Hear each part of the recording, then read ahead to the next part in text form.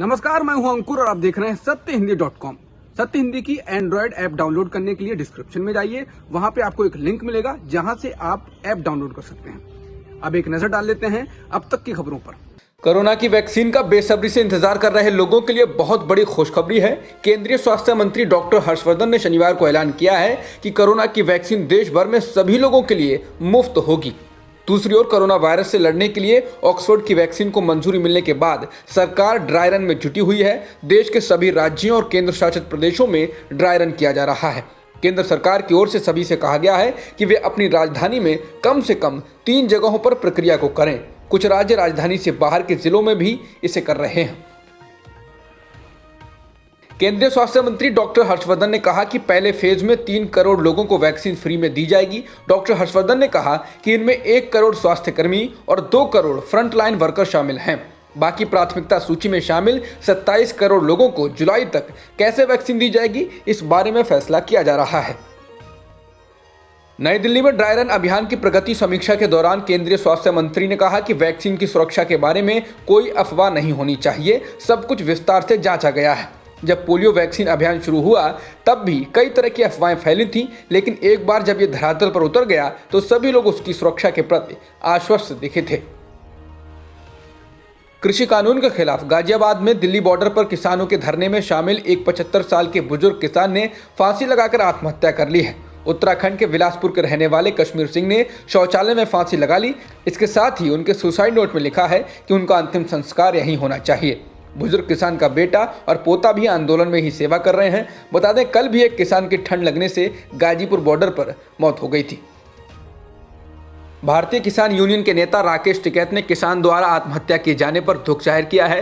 राकेश टिकैत का कहना है कि किसान आंदोलन से भावनात्मक रूप से जुड़ चुका है। सरकार सुन नहीं है, यही कारण है कि इस तरह की घटनाएं सामने आ रही हैं। राकेश टिकैत ने कहा कि सरकार की अगर यही स्थिति रही तो इस सरकार को किसान धरती में मिला देगा। 1 महीने से अधिक वक्त से आंदोलन कर रहे किसानों ने अपनी जान भी गंवाई है। बीबीसी के अनुसार पंजाब सरकार का कहना है कि आंदोलन के दौरान अब तक 53 लोगों की जान जा चुकी है। इनमें से 20 की जान पंजाब में और 33 की दिल्ली की सीमाओं पर गई है। किसानों ने आंदोलन तेज करना शुरू कर दिया है। किसानों का कहना है कि अगर सरकार नहीं मानती है तो 26 जनवरी को गणतंत्र दिवस पर दिल्ली में ट्रैक्टर रैली निकाली जाएगी। बता दें, छठे दौर की बातचीत के बाद अब अगली बैठक 4 जनवरी को है, लेकिन किसानों का कहना है कि सरकार उनको हल्के में ले रही है। किसान संगठनों का कहना है कि अगर सरकार ने 4 जनवरी को होने वाली बातचीत में विवादित कृषि कानूनों को हटाने पर ठोस निर्णय नहीं लिया तो वो अपने विरोध को और तेज करेंगे।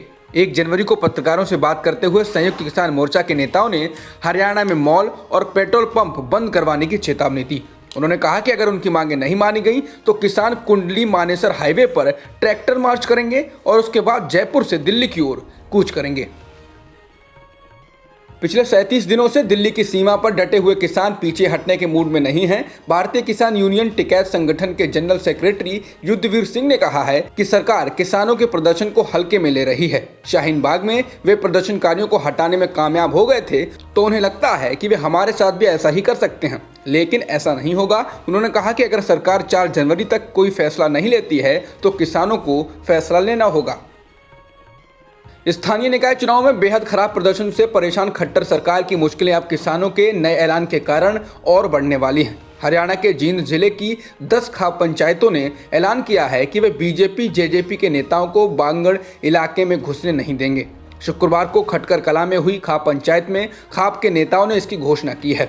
उन्होंने कहा कि वे बीजेपी नेताओं के चौपाल कार्यक्रमों का विरोध करेंगे और अगर कोई नेता उनके गांव में आता है तो उसे काले झंडे भी दिखाएंगे। आतंकवादियों ने गुरुवार की शाम को जम्मू कश्मीर की राजधानी श्रीनगर में स्थित एक ज्वेलरी की दुकान के मालिक सतपाल निश्चल को गोलियां मारकर मौत के घाट उतार दिया। 70 साल के सतपाल निश्चल को कुछ ही हफ्ते पहले अधिवास यानी डोमिसाइल प्रमाण पत्र मिला था। डोमिसाइल प्रमाण पत्र के अनुसार ऐसे लोग जो जम्मू कश्मीर में 15 साल से रह रहे हैं वो यहाँ अब स्थायी तौर पर रह सकते हैं और जमीन भी खरीद सकते हैं।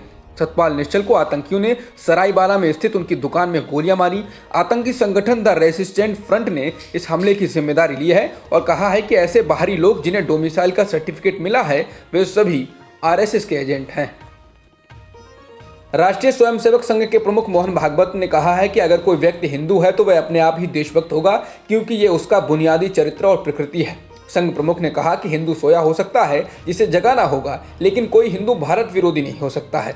ये बात उन्होंने महात्मा गांधी की उस टिप्पणी का जिक्र करते हुए कही जिसमें उन्होंने कहा था कि उनकी देशभक्ति की उत्पत्ति उनके धर्म से हुई है। जिसके बाद असदुद्दीन ओवैसी ने पलटवार करते हुए कहा है कि भागवत बापू के हत्यारे गोडसे के बारे में क्या बोलेंगे। कांग्रेस के वरिष्ठ नेता और पूर्व केंद्रीय मंत्री बूटा सिंह का शनिवार को निधन हो गया है। वह 86 साल के थे। बूटा सिंह ने पहली बार अकाली दल से चुनाव लड़ा था और 1960 के दशक में कांग्रेस में शामिल हो गए थे। पहली बार वो 1962 में लोकसभा चुनाव जीते थे। वह 8 बार लोकसभा सांसद के रूप में चुने गए थे। अपने करियर के आखिरी दौर में वे बिहार के राज्यपाल बने।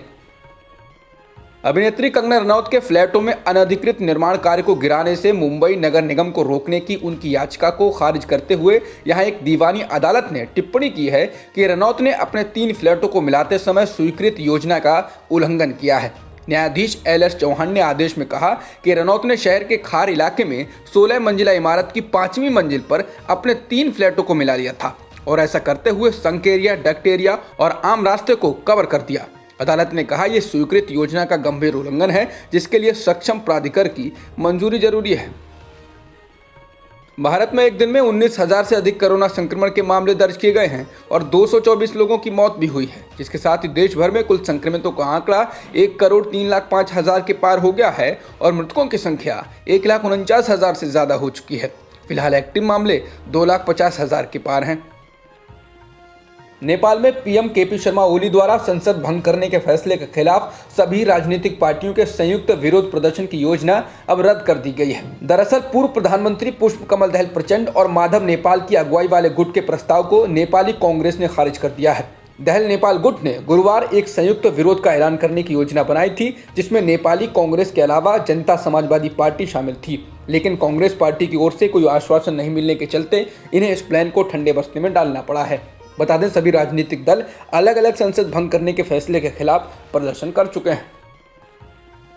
परमाणु मामलों पर नजर रखने वाले संयुक्त राष्ट्र की संस्था इंटरनेशनल एटॉमिक एनर्जी एजेंसी का कहना है कि ईरान परमाणु संवर्धन को 20% शुद्धता तक बढ़ाने जा रहा है। यह ईरान का अंतर्राष्ट्रीय परमाणु समझौते का अब तक का सबसे बड़ा उल्लंघन होगा।